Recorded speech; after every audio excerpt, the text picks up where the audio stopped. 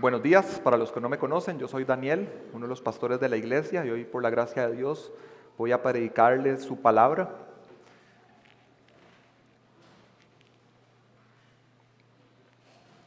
Hoy iniciamos con una serie nueva, Primera de Corintios, pueden irlo buscando en sus Biblias. Y recientemente leí una historia acerca de un predicador que quería explicar el tema de la fidelidad de Dios en el llamado a la salvación. Y él quiso explicar esta ilustración con un contraste. Y él dijo que la salvación es como Noé, invitando al incrédulo a confiar en las palabras de Dios y que abordara el arca.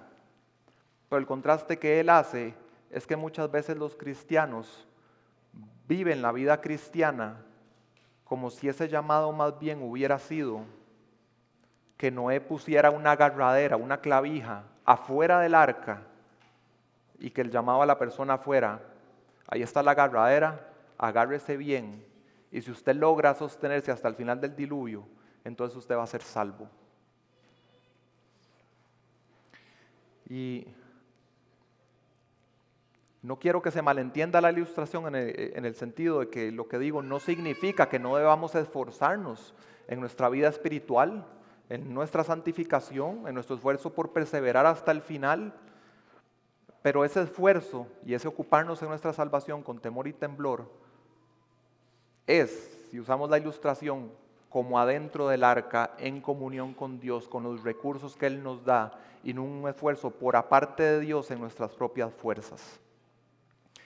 Es una vida que ya vivimos en la comunión con un Dios que es fiel, que nos da todo en Cristo y que nos ha prometido mediante pacto, ya determinado por la sangre derramada de Cristo y ya por un sello en nuestros corazones, que es su Santo Espíritu, de que somos suyos y que perseveraremos hasta el final, porque su poder es el que actúa en nosotros. Hoy vamos a estar hablando de la fidelidad de Dios. Esta carta que estamos iniciando hoy se le llama Primera de Corintios, aunque no fue la primera carta que Pablo le escribió a los Corintios, pero sí es la primera que sí tenemos disponible, la primera canónica, porque en algún momento él hace referencia a algo que ya les había escrito y lo voy a mencionar en algún momento de la predicación, pero le llamamos Primera a los Corintios. Y como preámbulo, ya Kevin nos leyó cómo fue el establecimiento de la iglesia en Corinto como un fruto del segundo viaje misionero de Pablo. Entonces vamos a leer el inicio de esta carta, 1 Corintios 1, versículos del 1 al 9, y les voy a leer desde la Nueva Biblia de las Américas. Pablo, llamado a ser apóstol de Jesucristo por la voluntad de Dios, y Sóstenes, nuestro hermano, a la iglesia de Dios que está en Corinto, a los que han sido santificados en Cristo Jesús, llamados a ser santos, con todos los que en cualquier parte invocan el nombre de nuestro Señor Jesucristo, Señor de ellos y nuestro. Gracia y paz a ustedes de parte de Dios, nuestro Padre, y del Señor Jesucristo. Siempre doy gracias a mi Dios por ustedes, por la gracia de Dios que les fue dada en Cristo Jesús, porque en todos ustedes fueron enriquecidos en Él, y en toda palabra y en todo conocimiento, así como el testimonio acerca de Cristo fue confirmado en ustedes, de manera que nada les falta en ningún don, esperando ansiosamente la revelación de nuestro Señor Jesucristo. Él también los confirmará hasta el fin, para que sean irreprensibles en el día de nuestro Señor Jesucristo. Fiel es Dios, por medio de quien fueron llamados a la comunión con su Hijo Jesucristo, nuestro Señor. Algo que nos puede saltar a la atención al inicio de la carta, y es normal en una carta de estos tiempos, es que se nos presentan los personajes. En versículo 1 vemos que está Pablo, también se menciona Sóstenes, está la iglesia en Corinto, y aunque a lo largo de todo el pasaje se menciona a Dios de una manera más particular y enfática, se le menciona a Dios en el versículo 9. Entonces son presentados los personajes. Prestemos atención también a la manera en que son presentados los personajes. ¿Qué se nos dice de Pablo? llamado a ser apóstol de Jesucristo. ¿Qué se dice de la iglesia en Corinto? Llamados a ser santos. Y al final en el versículo 9, ¿qué se nos dice de Dios? Que es por medio de Él que ellos fueron llamados. Entonces cuando se nos explica quiénes son estos personajes, en los tres casos, de Sóstenes es muy poco lo que se dice, pero en los tres casos se enfatiza un tema de llamado. Otra cosa que llama la atención al leer el pasaje, y eso tal vez se nota más en el idioma original, aunque lo preserva bien Nueva Biblia de las Américas, es que se presenta el personaje y luego se nos describe o se nos dice algo acerca del personaje. Entonces se nos dice, por ejemplo, que Pablo es un apóstol, que Sóstenes es un hermano, la iglesia, santificados y llamados. Pero con Dios es diferente. No dice Dios y luego se nos describe algo de Dios, sino que se dice fiel es Dios. Y en el idioma original esto es algo bien importante porque la posición de las palabras tiene un énfasis y que al inicio de una oración se selecciona esa palabra significa que el autor le está dando un énfasis. ¿A qué nos está apuntando? Fiel. Aunque aparezca solo una vez, por eso les digo, hoy vamos a hablar de la fidelidad de Dios. Y de hecho lo que sostiene todo este pasaje, si uno lo entiende bien, toda la obra de Dios de la salvación, de lo que estaba ocurriendo en Corinto y estaba prometido que ocurriera hasta el día del regreso de Jesucristo, todo está sostenido en el atributo de Dios de su fidelidad. Así que si yo tuviera que resumir lo que dice el texto que acabamos de leer, sería así. El llamado del Dios fiel a estar en Cristo produce constante gratitud. Si somos creyentes fue porque Dios nos apartó para Él, porque en algún momento específico de nuestras vidas Él nos hizo un llamado eficaz a que estuviéramos en Cristo a partir de ese momento para siempre. Ese es el llamado eficaz. A veces en la Biblia no todos los autores usan el término llamado exactamente de la misma manera, porque el propio Jesús en un momento dice que muchos son los llamados, pero pocos son los escogidos, en el sentido de que la predicación del Evangelio es a las multitudes, al mundo en general, pero algunos pocos son los que realmente el llamado es eficaz, de que responden en fe al Evangelio de Jesucristo. Aquí Pablo no lo usa en ese sentido. Cuando está hablando de los llamados es a los que realmente han respondido en salvación. En el propio capítulo 1, en versículo 24, no lo vamos a leer, pero ahí queda claro de que nos está hablando, cuando se refiere a los llamados, de los que sí han creído en Jesucristo. No está con ideas diferentes acerca de en dónde debe depositarse la fe, como lo que tenían en sus expectativas algunos griegos, algunos judíos, sino Cristo crucificado, nuestro Redentor. Entonces los llamados, está hablando de un llamado eficaz a la salvación, por una obra sobrenatural de Dios en el corazón de quien responde con fe al Evangelio.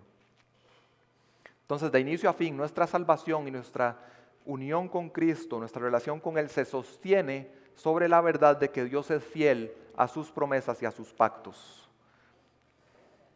Pero muchas veces sucede que nos desorientamos, nos distraemos y empezamos a andar en la vida cristiana en nuestras propias fuerzas, como pensando que es sosteniéndonos de esa agarradera fuera del arca y no en la vital conexión con Dios y con su pueblo. Así que mi propósito al predicar hoy es que alabemos a Dios por ser fiel y que le agradezcamos porque nos llamó. Y vamos a ver el texto que ya leímos en tres verdades acerca del llamado de Dios. La primera verdad es que fuimos apartados en Cristo para comunión con los santos. Eso lo tenemos en los versículos del 1 al 3.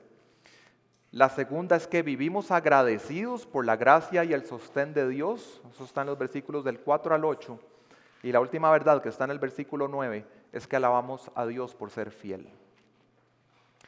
Vamos con la primera verdad, que fuimos apartados en Cristo para comunión con los santos, en los versículos del 1 al 3. Como ya vimos, estos versículos lo que contienen es el saludo. Se nos presenta quiénes son los remitentes de la carta, cuáles son los destinatarios o receptores. Algo más que pudiéramos notar acerca de estos personajes que son presentados es cómo se define su identidad, y vemos que en todos los casos su identidad se da en relación con Dios.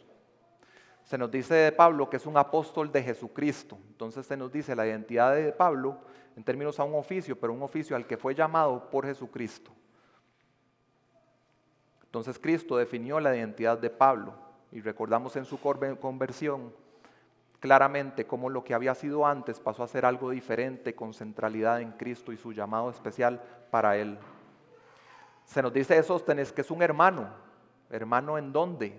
Pues un hermano en la familia de Dios, ¿verdad? Y también va implícito el tema de que Sóstenes se define su identidad, de que forma parte de una familia que es la familia de Dios. Entonces ahí también vemos que se define su identidad como un miembro de esa familia.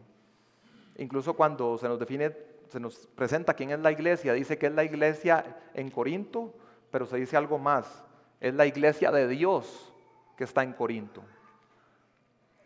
Entonces, esta idea de pertenencia a Cristo definitivamente está asociada a la idea que ya vimos que también está en el pasaje, de la idea de llamado a salvación. Todos tenemos como cristianos un llamado a la salvación, luego puede venir un llamado específico a un oficio, como fue Pablo, para que fuera un apóstol, junto con los 12, el último de los apóstoles, pero todos compartimos lo que habla este pasaje del llamado a la salvación, en unión con Cristo y con la comunión de los santos. Somos llamados a pertenecer a Cristo, a estar en Cristo, a estar unidos a Él, a formar parte de su familia, a ser parte de su cuerpo, que cuerpo es una de las imágenes que más usa esta carta. También sabemos que a partir de ese momento de llamado eficaz que Dios ha hecho a la vida de cada uno de nosotros y también de los corintios a los que Pablo les escribe, es que a partir de ese momento hay una transformación de identidad y de propósito. Ya queda determinado para nosotros cuál es nuestro destino. Y también Dios nos ha diseñado y nos capacita para tener un rol específico dentro de su iglesia en su gran plan de redención. Entonces, cuando ocurre ese llamado o cuando Dios nos aparta para Él, por definición, eso que nos llama era que estábamos en otro lugar, que estábamos en una condición previa. Y la propia carta a los Corintios nos explica quiénes eran, cuál era la identidad de los corintios antes de que llegara el Evangelio de Jesucristo a través del apóstol Pablo ahí. Está en el capítulo 6, versículo 9, dice: ¿o no saben que los injustos no heredarán el reino de Dios? O sea, no iban a heredar el reino. No se dejen engañar, ni los inmorales, ni los idólatras, ni los adúlteros, ni los afeminados, ni los homosexuales, ni los ladrones, ni los avaros, ni los borrachos, ni los difamadores, ni los estafadores heredarán el reino de Dios. Y esto eran algunos de ustedes. Creo que podríamos pensar en que ahí decía, eso eran todos ustedes, pero tal vez cuando está hablando de categorías de pecado y no es exhaustivo, aunque todos eran pecadores y excluidos de heredar el reino de Dios, de estos pecados específicos dice, esto eran algunos de ustedes, eso era lo que los caracterizaba, esa era su reputación en medio de las personas en las que viven, alguna de esas palabras que se nombraron ahí.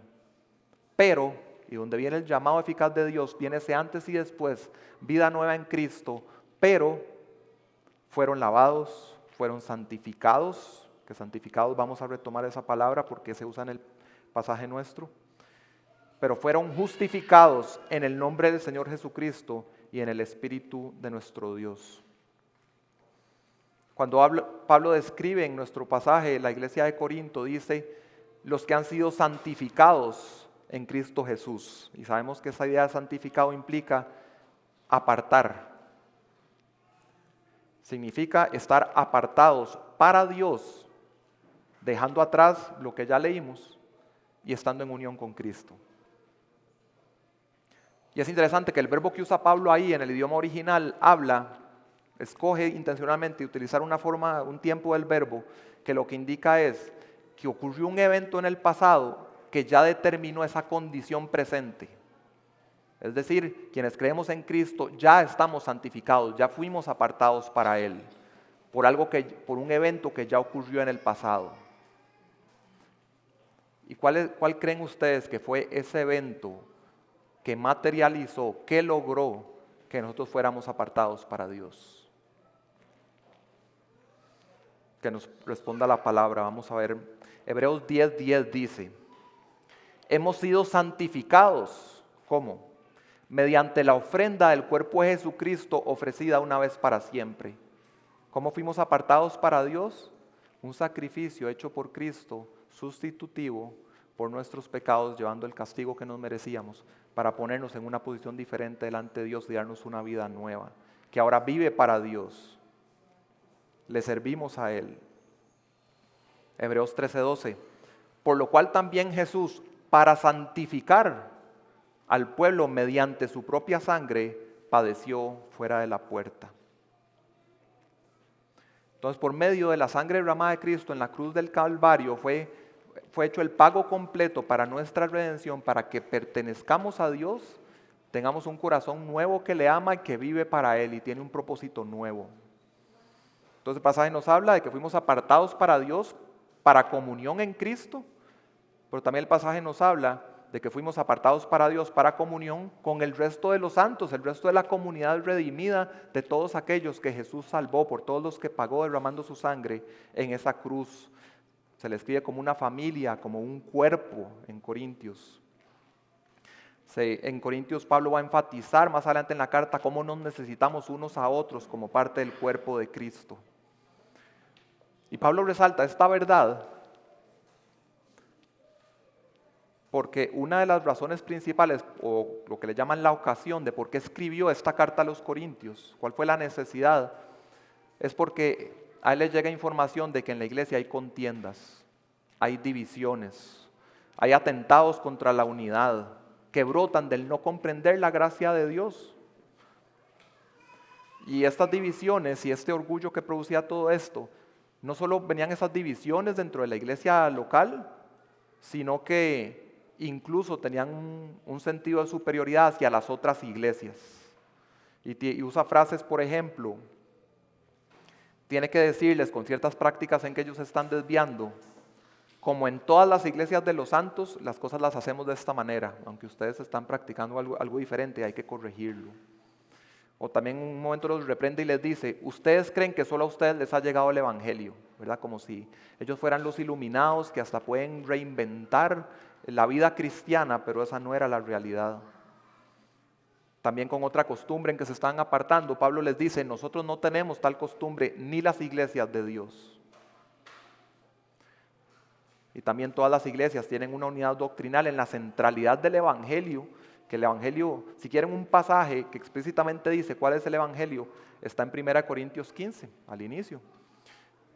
Y después de explicar eso y que la resurrección de Cristo es parte del evangelio, a veces cuando explicamos cuál es el evangelio, y bueno, los que faltan de la conversación del curso de membresía, acuérdense de esto, cuando presentamos el evangelio, porque les voy a preguntar por el evangelio, los que me toquen a mí, por alguna razón se nos olvida la resurrección de Cristo, hablamos del sacrificio y todo, y murió, pero nuestra fe es vana si Cristo no resucitó entre los muertos. Pero en Corinto empezaron a creer algo distinto, también apartándose de la fe, en ese momento en una historia corta, pero en la fe histórica, la fe apostólica que tenían en ese momento, que compartían todas las iglesias, en todo lugar en ese momento, empezando a apartarse, y Pablo les dice, no, el camino es este, y todas las iglesias vamos por este camino, para apagar el orgullo de los corintios que se estaban desviando. Los corintios tenían que entender, era bueno para ellos entender que su familia iba más allá que la iglesia local, con otros hermanos, otras iglesias que compartían sus doctrinas y sus prácticas, que compartían la enseñanza apostólica y que estaban sujetos al mismo Señor. De hecho, Pablo invierte palabras en ponerle con respecto a esos otros que también invocan a Jesucristo en cualquier parte y que también son parte de la comunidad de fe. Dice, Señor de ellos y nuestro. Este llamado y la santificación que Dios obra en nosotros implica apartarse del pecado. Y parte de lo que Pablo tiene que abordar con los corintios, y veremos a lo largo de la carta, es el apartarse de sus prácticas pecaminosas. De hecho, vamos a ver en capítulo 5 que ya deben proceder al paso de excomulgar a un hermano que está viviendo en inmoralidad sexual con su madrastra. Y les dice, un poco de levadura leuda toda la masa. Luego también con respecto a estos que estaban desviándose en lo que creían de la resurrección, Pablo también les advierte, malas conversaciones corrompen buenas costumbres.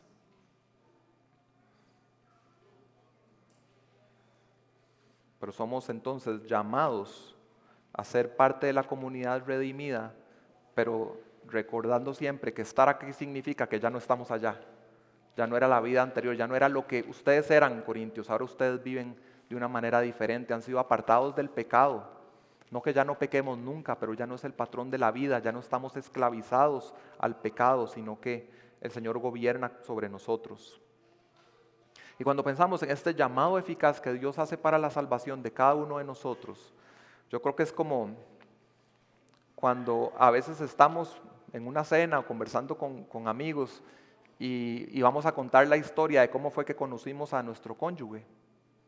Y cuando es el momento de contar esas historias, no sé si lo han notado, es como un ambiente, una atmósfera como muy bonita de contar eso, ¿verdad? Eh, por ver la gracia de Dios en medio de una relación y ver cómo tuvo ese inicio, y es un momento que atesoramos en nuestros corazones y nos alegramos con un tono de gozos cuando le contamos a otro. Y debiera ser, uso la ilustración porque debiera ser mucho más superior, infinitamente superior a eso, cuando nosotros pensamos en la historia de nuestras vidas, en el momento que el Señor nos llamó eficazmente para la salvación. Tal vez algunos recuerdan un momento específico, otros recuerdan más una etapa de la vida, pero con respecto a ese llamado a estar en Cristo, nuestro testimonio de salvación, recordar cómo fue tu llamado, qué sientes cuando recuerdas ese momento en que Dios te llamó, el testimonio completo, recordar el Señor de dónde te sacó. Eso eran ustedes, Corintios. ¿Tú qué eras? ¿Tú dónde estabas cuando el Señor te rescató? ¿Cómo fue que Dios orquestó y soberanamente, providencialmente y poderosamente produjo en vos la conversión? ¿Cómo fue ese tiempo? ¿Y qué vino después? ¿Cómo fue la vida en Cristo después? Un texto como el de hoy nos hace valorar y recordar con gozo el que hemos sido llamados por el Señor y apartados para Él. Esto es una enorme bendición y ese sentido de agradecimiento nos lleva al siguiente punto, en los versículos del 4 al 8, que es que vivimos agradecidos por la gracia y el sostén de Dios. Toda la obra que Dios estaba haciendo en los Corintios era motivo y motor de agradecimiento en el apóstol Pablo. Explícitamente, en el porqué da gracias, menciona la gracia de Dios que ya les fue dada. La gracia es ese regalo que da Dios, ese favor inmerecido que las criaturas no nos merecemos, pero igual conduce hacia nosotros. La relación misma con Él es el primer regalo.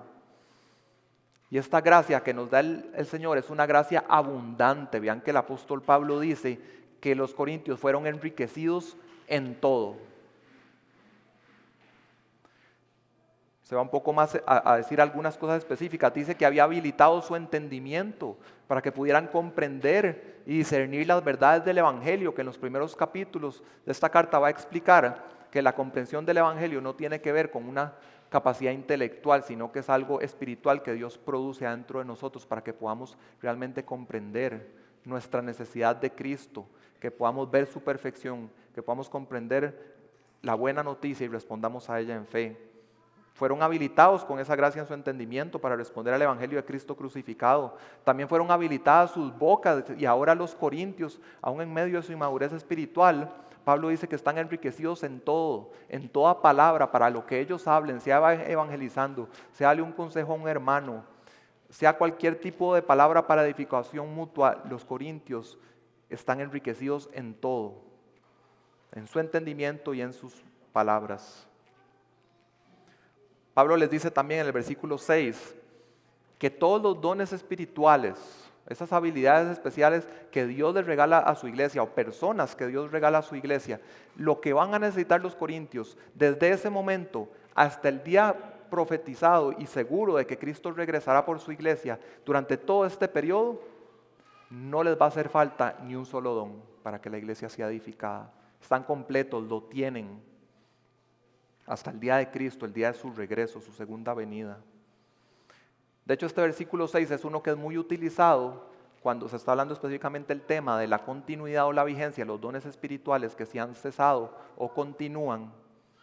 Este versículo es muy utilizado para argumentar a favor de que los dones siguen vigentes, porque claramente se está hablando de ese periodo que le llamamos los últimos tiempos, porque la Biblia les llama así, que va desde la primera hasta la segunda venida de Cristo, y aquí específicamente se dice que hasta el día de Cristo, y que en todo este periodo no va a hacer falta ningún don.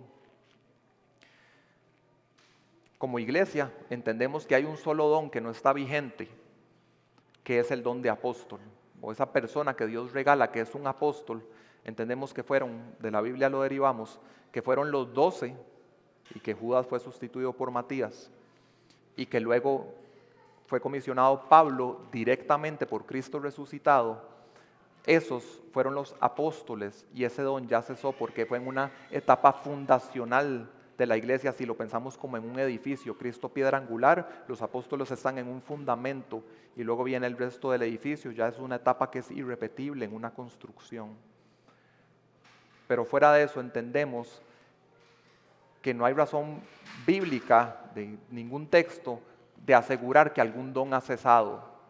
Y tal vez los argumentos pueden venir más por la experiencia o cosas históricas, pero entendemos que no hay nada en la Biblia que nos haga pensar que es imposible que Dios manifieste todo el espectro de los dones en este momento para edificar a su iglesia. Es de gran ánimo saber, hermanos, que no nos va a hacer falta nada, porque a veces nos pueden invadir sentimientos o ideas de que en la iglesia estamos en carencia de algo. Y más adelante voy a referirme a esto, pero a como vayamos avanzando en la carta y se describa todo lo que está pasando en Corinto, la iglesia en Corinto no prometía mucho, si uno la ve a un nivel humano. Pero Pablo está agradecido y sabe que el Dios fiel ya está produciendo lo que ha prometido y que va a cumplir su promesa hasta el final, el día de Cristo. No nos hace falta ningún don. Sí puede pasarnos que tenemos que ejercitarnos en usar los dones, pero decir que el don está ausente, eso no es conforme a la Escritura. Que decir como que tengo una preocupación porque creo que en la iglesia no están los dones, o un texto como este nos dice, lo que necesitamos en dones lo tenemos. Lo tenemos.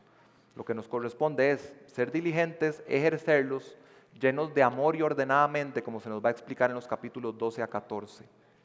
Y seguimos orando para que todo don que necesitamos esté presente en la iglesia, y lo deseamos ardientemente, y descansamos en la providencia de Dios de que lleguen a manifestarse algunos dones específicos en nuestra iglesia local.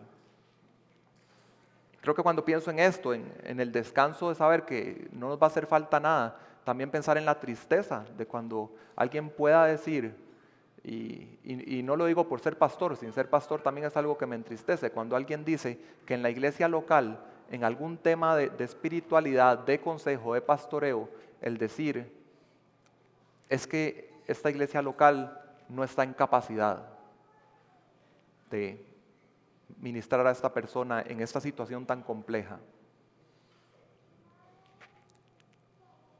Ahí me pone triste, y yo diría que esa persona no está yendo en contra de lo que yo creo, de que la iglesia sí está capacitada y no le falta ningún don. Es triste que en realidad la persona está en contra del apóstol Pablo, inspirado por el Espíritu Santo, diciendo que no les hace falta ningún don necesario para la edificación espiritual de la iglesia y de todos y cada uno de sus miembros.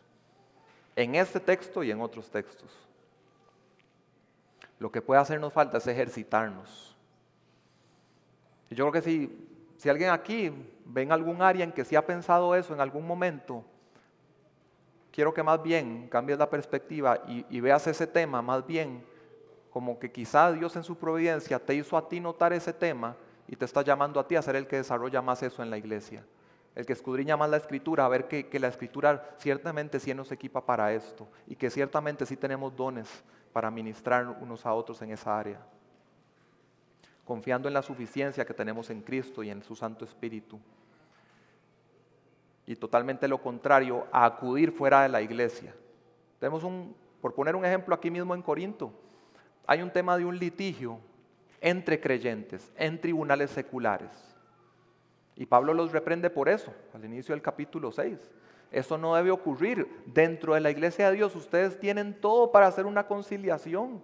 Incluso si el ofendido tiene que pasar por alto la falta, eso es preferible a que tengan que ir a un litigio en un tribunal secular. Pero cuando nos parece que en la iglesia no se está resolviendo o que la iglesia ahí no está la capacidad, entonces viene la tentación de voy a acudir a algo de lo de afuera. Eso por poner un ejemplo, pero gracias al Señor que tenemos todo lo que necesitamos en la iglesia del Señor para la espiritualidad. En los versículos 6 al 8, Pablo usa 2 veces una palabra. La palabra confirmado, el verbo confirmado y confirmará. Esta palabra tiene que ver con ratificar algo, asegurarlo, garantizarlo, establecerlo. Y se usa muchas veces para hablar como del evento o algo que ocurre, que ya es como el cumplimiento de algo que se había prometido. Eso es como esa confirmación. Entonces, cuando Pablo en el versículo 6 usa este término, yo entiendo que ese testimonio que ha sido confirmado en los Corintios es que ellos estén en Cristo, realmente se hayan convertido, hayan creído. Que eso haya ocurrido es la confirmación, con la definición que dije, es la confirmación de la promesa de Dios, de lo que iba a hacer en Corinto. Y nos lo leyó Kevin en Hechos 18, y lo voy a leer nuevamente los versículos 9 y 10. Cuando Pablo, ya estando en Corinto, empiezan a salir algunas dificultades y quizá humanamente pudiera pensar, parece que ya es el momento como de que lo que se logró aquí se logró y ya va a haber que salir a la siguiente ciudad a evangelizar. El Señor se le aparece en una visión a Pablo, le dice esto: no temas, sigue hablando y no calles, porque yo estoy contigo y nadie te atacará para hacerte daño, porque yo tengo mucha gente en esta ciudad. Ahí está la promesa del Señor. Pablo, quédese ahí ministrando en medio de las dificultades. Yo estoy contigo, nada va a poder impedir que vengan a Cristo esa gente que ya yo escogí, que ya yo aparté, que va a ser llamada eficazmente en esa ciudad. Y Pablo ve a los corintios con todas sus imperfecciones, su pecado y sus desvíos. Y Pablo le da gracias a Dios por su gracia, porque ha sido confirmada la promesa del Señor y sabe que se confirmará hasta el día de Cristo en ellos. Que es lo que dice el versículo 8, que es el otro que usa el verbo. Una promesa que va hasta el fin, que la iglesia va a ser preservada, irreprensible, sin mancha, hasta el día que esté delante del Señor Jesucristo en su venida. Por la obra de Cristo hemos sido justificados, declarados justos delante de Dios, hemos sido apartados para Dios y estamos en un proceso de ser santificados. Y también un día seremos completamente santificados y glorificados y en una condición apta para entrar al reino de Dios, que es totalmente aparte del pecado. En una condición que es una necesidad, un requisito para entrar al reino, y eso lo veremos al final de la carta, capítulo 15, que para entrar al reino, heredarlo, se debe hacer ya en un estado de incorruptibilidad, que es el Señor el que va a producir en nosotros, y de victoria sobre la muerte, ya en cuerpos glorificados que no mueren. Y todo eso Dios lo cumplirá en nosotros el día de Cristo. Entonces, sabiendo por la gracia de Dios y esta promesa que el cristiano puede vivir, como dice ahí Pablo, esperando ansiosamente que llegue el cumplimiento de esa promesa del Señor. Lo anticipamos, estamos expectantes, queremos que ocurra, ya queremos estar en esa condición perfecta por aparte del pecado para estar en comunión perfecta con Cristo, cara a cara. Y la base para poder tener esa anticipación gozosa de que realmente eso va a ocurrir, de poder tener fe, andar por fe, vivir por fe, es que el carácter de Dios tiene un atributo particular, muy relacionado con nosotros, pero en tema de precisión, un atributo particular llamado fidelidad. Fiel es Dios. Y ahí pasamos a nuestra tercera verdad para hoy, que la tenemos en el versículo 9. Alabamos a Dios por ser fiel.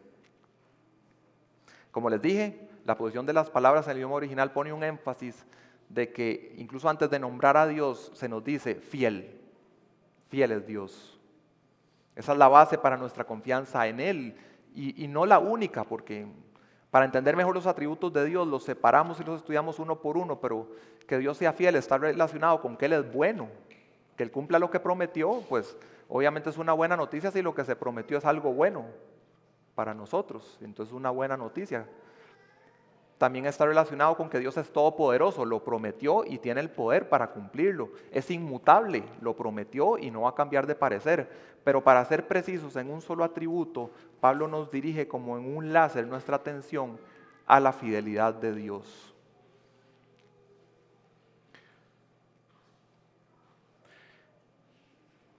Aun cuando vemos nuestro propio pecado, vemos la maldad que se prolifera en el mundo caído, porque nos puede producir desánimo, dudas de las promesas de Dios, de que realmente el bien va a vencer al mal, o que nosotros vamos a ser vencedores sobre el pecado. Nos da dudas sobre la victoria de Cristo, que también aplica en nosotros, que Cristo venció al pecado, a la muerte y a Satanás. Lo que nos sostiene en la fe en Cristo es su carácter fiel hasta su venida. Como nuestro pasaje hace referencia a esa venida, voy a leer algunos textos que tienen que ver con esa venida de Cristo. Les voy a leer de Apocalipsis 19, los versículos 11, 14 y 16. Vi el cielo abierto y apareció un caballo blanco. El que lo montaba se llama Fiel y Verdadero. Cuando sea ese momento glorioso en que Cristo venga y todo lo que hemos sufrido en el mundo caído y que creemos que realmente Él es vencedor y que se concrete esa esperanza bienaventurada que tenemos, ¿qué mejor atributo, qué mejores atributos utiliza el apóstol Juan para describir ese momento glorioso? Como decir, fiel y verdadero. Él dijo que iba a volver por nosotros. Y Él ha regresado. Los ejércitos que están en los cielos, vestidos de lino blanco y limpio, y lo asocio con lo que está en nuestro pasaje que dice irreprensibles.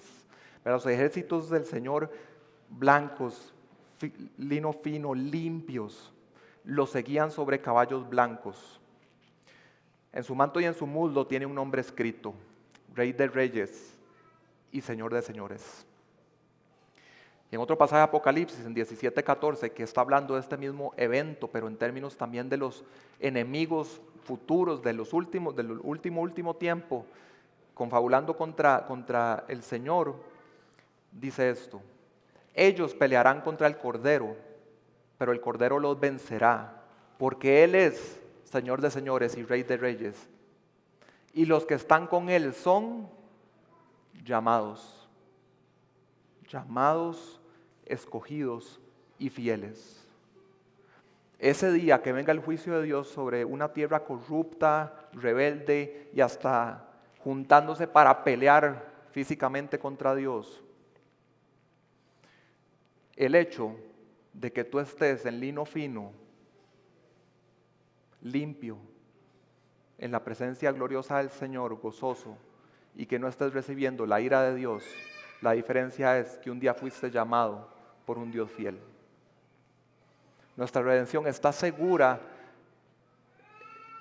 en Cristo porque Dios es fiel. Hablando también de temas futuros, en Mateo 24, Jesús dijo las palabras: el cielo y la tierra pasarán, pero mis palabras no pasarán. A como se van cumpliendo los acontecimientos profetizados, aun si son terribles, nos recuerdan que Dios es fiel. Como Él dijo que iba a suceder, así está sucediendo. Y significa que si Él es fiel acá, en que realmente sabe lo que va a ocurrir y lo está decretando, con respecto a la esperanza bienaventurada, también es fiel y la va a cumplir. Y me parece que Jesús escoge las palabras, el cielo y la tierra, porque si pensamos en términos de la creación, creo que no podemos pensar como en nada más estable. Desde Génesis 1:1, si algo ha habido en el universo es que hay cielo y tierra. Otras cosas han cambiado, pero desde el inicio lo más estable y fijo, sea lo que sea que vaya a pasar en este mundo, hay cielo y tierra. Y Jesús dice, hasta eso, que es lo más estable en la creación, va a pasar, pero que se cumplan mis palabras y lo que tenemos ante nosotros en las promesas de las Escrituras, que somos llamados a conocer. Eso, lo otro puede pasar, esto no va a pasar. No va a dejar de cumplirse. Es más estable, es inamovible. A los Corintios también, pero en la otra carta, en la segunda, Pablo les dice, pero como Dios es fiel, nuestra palabra a ustedes no es sí y no, porque el Hijo de Dios, Cristo Jesús, que fue predicado entre ustedes por nosotros, por mí, Silvano y Timoteo, no fue sí y no, sino que ha sido sí en Él. Pues tantas como sean las promesas de Dios, en Él todas son sí. Por lo que ha logrado Cristo, todo lo que está prometido en la palabra para nuestras vidas, sabemos que en Él es sí y es amén, va a ocurrir sin falta. A nivel humano nosotros constantemente pasamos prometiendo y no cumplimos. Incluso cuando tenemos la intención de cumplir, hay cosas que en nuestra limitación nos supera. Cambian las circunstancias, cambian los afectos, las intenciones. Somos limitados y estamos acostumbrados entre humanos a la falta de fidelidad, a no cumplir. Pero no es así con Dios. Dios no es hombre para que mienta, ni hijo de hombre para que se arrepienta. Si Dios lo ha prometido, va a ocurrir. Nada ni nadie puede impedirlo. El carácter fiel de Dios es el ancla de nuestra fe. En Hebreos 11 tenemos la galería de la fe. Voy a leerles solo uno. Le voy a leer acerca de Sara. Hebreos 11:11. También por la fe Sara misma recibió fuerza para concebir. A ella se le había dado una promesa específica de que sería madre. También por la fe, Sara misma recibió fuerza para concebir, aún pasada ya la edad propicia. ¿Y cómo fue esto? Pues consideró fiel a aquel que lo había prometido. Así caminamos la vida cristiana, fiel en lo que nos ha prometido. ¿Cuáles son las promesas? Para saberlas con precisión tenemos que leer nuestras Biblias, conocerlas. Hebreos 10:23, mantengamos firme la profesión de nuestra esperanza sin vacilar. ¿Por qué? Porque fiel es el que prometió. Hermanos, hasta en los momentos difíciles podemos decir Dios es fiel. Y a veces cuando estamos en una carencia y alguien nos da un donativo o alguien no tiene empleo y por fin tiene el empleo o alguien está enfermo y se sana, en esas situaciones decimos Dios es fiel y está muy bien que lo hagamos, sigámoslo haciendo. Pero también cuando Dios promete ciertas cosas que no son tan positivas, pero se cumplen, cuando se dice que en cierta desobediencia vamos a tener cierto mal fruto y eso ocurre, también Dios es fiel. Dios es fiel porque como Él dice que son las cosas, así van a ser. Si alguien vivió eso al extremo, fue Jeremías, sabiendo que Dios había dicho que si ellos se apartaban de la lealtad a Él en el pacto, iban a ir al cautiverio, a Babilonia, y que iba a ser destruida Jerusalén. Y ocurrió, y Jeremías está en medio de Jerusalén destruida. Él pudo escribir unos poemas que tenemos en el libro de las Lamentaciones. Y él, entendiendo la fidelidad de Dios, él puede decir, Dios ha cumplido su palabra en esto terrible que está a mi alrededor, que es lo que ven mis ojos en este momento y ya afectará el resto de mi vida en este mundo. Pero si él fue fiel y verdadero con esto, con las preciosas promesas de restauración del pueblo por misericordia, por esa misma fidelidad también va a cumplir estas otras promesas. Y eso lo llena de esperanza. Y no solo la esperanza de lo que va a ocurrir en el último día, sino saber que ya está en una relación con Dios que va a estar sostenida hasta llegar a ese momento. Entonces desde ese momento puede disfrutar de una relación con un Dios que sabe que es fiel. Escribe esto en Lamentaciones 3 a partir del 21. Esto traigo en mi corazón, por eso tengo esperanza, que las misericordias del Señor jamás terminan, pues nunca fallan sus bondades, son nuevas cada mañana. Grande es tu fidelidad. El Señor es mi porción, dice mi alma, por tanto en Él espero. Bueno es el Señor para los que en Él esperan, para el alma que lo busca. Bueno es esperar en silencio la salvación del Señor. De igual forma, con lo que todavía está profetizado como acontecimientos futuros, donde hay cosas muy fuertes, donde hay persecución de los santos, cuando eso empiece a ocurrir, Dios es fiel y va a venir por nosotros. Y estaremos con Él cuando vengamos detrás de Él, del fiel y verdadero. cuando ya nos haya llamado a su presencia para que no recibamos la ira.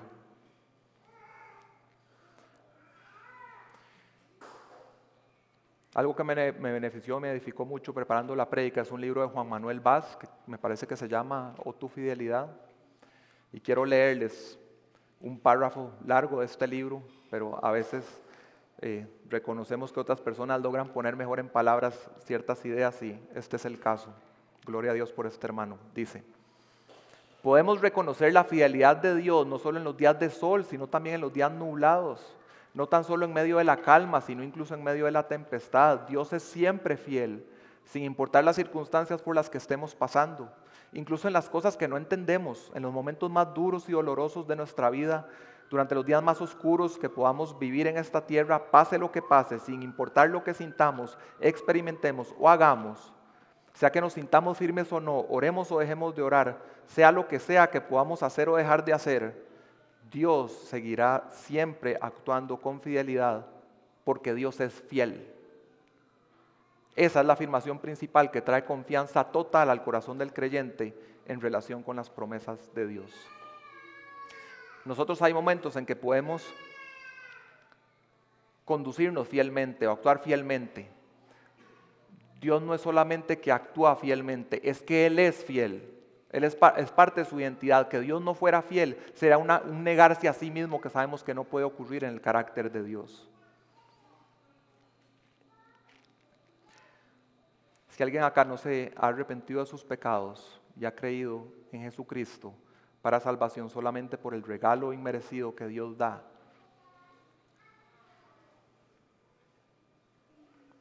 en este momento te puedo dar una promesa que es de acuerdo al Dios fiel. En 1 Juan 1:9, si confesamos nuestros pecados, Él es fiel y justo para perdonar nuestros pecados y limpiarnos de toda maldad. No importa cuáles sean esos pecados, Dios siempre recibe al arrepentido, al que se vuelve de su camino, reconociendo, confesando sus faltas y poniendo su fe en Jesucristo bajo su señorío. El Señor es fiel. Esa persona es completamente perdonada y limpia. También es una verdad para nosotros día a día viviendo en el Evangelio y que seguimos pecando. Dios es fiel, Él nos limpia día a día. No debemos sentirnos culpables o sucios cuando tenemos un arrepentimiento genuino. Hermanos, leamos nuestras Biblias para entender todas las riquezas en todo lo que hemos sido enriquecidos y las promesas que tenemos seguras en el Señor. Si tú has puesto la fe en Jesucristo, el hecho de que hoy estés aquí, que te hayas dispuesto a venir a congregarte con los santos, a participar de esa comunión que Dios te regala por gracia, a escuchar la palabra predicada y que en el poder del Espíritu espero que esté edificando tu alma y fortaleciéndote. Eso es un testimonio y una evidencia de la fidelidad de Dios hacia tu vida, que hoy estés aquí. Nos mueve a agradecerle. Hermanos, andamos por fe. Como les dije, la iglesia en Corinto no prometía mucho. Había orgullo, había divisiones, había contiendas, había abusos hasta en el momento de celebrar la cena del Señor. Había mal uso de dones espirituales, mucho egoísmo, falta de amor y sabiduría, litigios legales en la esfera civil. Pero Pablo sabía que lo que Dios había prometido acerca de Corinto, de estos corintios, se iba cumpliendo y que se cumpliría hasta el día de Cristo, y por eso gozosamente perseveraba y estaba agradecido. Dios cumpliría sus promesas a ellos hasta el día de Cristo. En la propia carta, en medio de las luchas con el pecado que tenían los corintios, algunos muy fuertes por su contexto y por su pasado, en medio de ese pecado y tentaciones, les da esta promesa. 1 Corintios 10:13. Fiel es Dios, que no permitirá que ustedes sean tentados más allá de lo que pueden soportar, sino que con la tentación proveerá también la vía de escape a fin de que puedan resistirla. No estás afuera del arca en tus propios medios sosteniéndote de una clavija, sino que estás adentro del arca en la comunión con el Señor y Él proveyéndote todo lo que necesitas, dándote la fuerza, la sabiduría, todo cuanto es necesario para que perseveres hasta el final. y Él lo hará y no permitirá que quedes en una condición en que vas a ser separado del amor de Cristo, nunca. Y quizá hoy en tu propia vida o lo que ves en la iglesia, no veas un futuro tan prometedor como tú quisieras, pero nuestra mirada no está en esas circunstancias, al igual que Pablo, sino que agradecidos tenemos nuestra mirada en el Dios fiel que nos llamó sin que nosotros lo mereciéramos. Él nos sostendrá y cumplirá en nosotros el propósito de su llamado hasta que estemos en su presencia. Así que, conforme les dije en el propósito al inicio, que alabemos a Dios por ser fiel y que le agradezcamos porque nos llamó. Amén. Dios, te alabamos por tu fidelidad. Señor, eres santo, Señor. Eres totalmente una categoría que nunca han visto nuestros ojos, Señor, ni han oído nuestros oídos. Señor, así como el propio Pablo dice en el siguiente capítulo de esta carta, cosas que ojo no vio, ni oído oyó, ni han subido al corazón del hombre, son las que tú tienes preparadas para los que te aman. Y sí, Señor, nunca hemos visto a nadie como tú. Creemos por fe, pero también por el testimonio que has dejado a lo largo de la historia, que cuando tú prometes, tú cumples, Señor. Y lo más glorioso, la primera venida de Cristo y su resurrección de entre los muertos, central en nuestra fe. Gracias por sostenernos en esa fe, Señor. Nosotros no tendríamos las fuerzas, estaríamos apartados de ti, Señor, cayendo cada vez más, si no fuera porque tú en un día glorioso nos hiciste un llamado eficaz para que nos volviéramos del pecado hacia la comunión de la fe en Jesucristo tu Hijo, quien derramó su sangre por nosotros, por nuestros pecados, y resucitó al tercer día, demostrando que en Cristo tenemos una vida nueva, y en la fe de que las promesas en Él son sí y son amén, y que nos has bendecido, enriquecido en todo. Estamos llenos de promesas que vas a cumplir hasta el día de Jesucristo. Gracias, Dios, porque estamos seguros en ti y tu fidelidad es la base para que podamos confiar. Ayúdanos a comprender más profundamente tu fidelidad y vivir de acuerdo a ella, Señor. En tu gracia, en el nombre de Cristo. Amén.